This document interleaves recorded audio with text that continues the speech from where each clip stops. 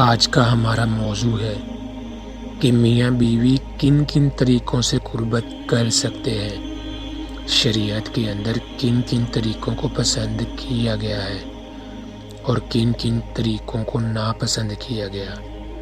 میاں بیوی کھڑے ہو کر، لیٹ کر، بیٹھ کر، بیوی کو خود پر لٹا کر یا بٹھا کر یا بیوی پر خود لیٹ کر کیا، ان تمام طریقوں پر شریعت میں قربت کرنا جائز ہے یا ناجائز ہے؟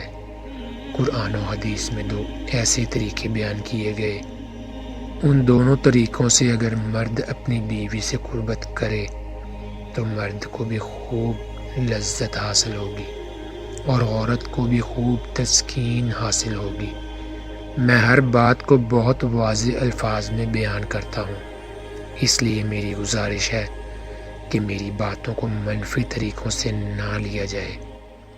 دیکھیے، قربت ہر شادی شدہ جوڑے کی ایک چاہت ہوتی ہے، اور قرآن پاک میں بھی اسی بات کو لے کر آگے بڑھایا گیا ہے کہ جب اولاد بالغ ہو جائے تو ان کی شادیاں کر دینی چاہیے، کیونکہ ان میں جذبات کا ابھار بڑھنے لگتا ہے، تو کہیں وہ کسی غلط کام میں مبتلا نہ ہو جائیں۔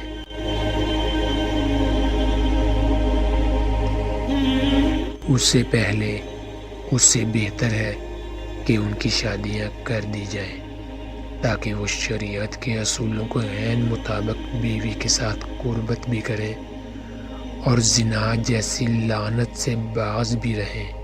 اور جہاں تک رہی بات عورتوں کی یا لڑکیوں کی، تو وہ بھی یہی چاہتی ہیں کہ ان کے نصیب میں کوئی ایسا اچھا مرد آئے کہ جو انہیں روحانی طور پر مطمئن کرنے کے ساتھ ساتھ انہیں جسمانی طور پر مطمئن کر سکیں۔ تو آج میں ایسے طریقوں کے بارے میں بیان کروں گی کہ جن کے استعمال سے آپ کو بہت ہی فائدہ ہونے والا ہے۔ میاں اور بیوی دونوں کو بہت ہی زیادہ تسکین حاصل ہونے والی ہے۔ اللہ پاک نے مرد اور عورت دونوں کو مکمل طور پر یہ اختیار دیا ہے کہ وہ دونوں ایک دوسرے کے جسم سے مکمل طور پر فائدہ حاصل کریں، لیکن غلط طریقوں کا ہرگز نہ اپنائیں، کیونکہ اسلام میں اس کی ممانعت آتی ہے۔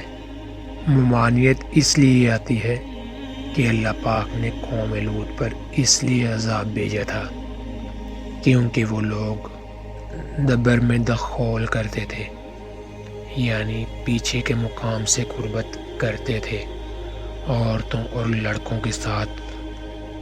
بہرحال شریعت میں دبر والے حصے میں ہم بستری کرنا جائز نہیں۔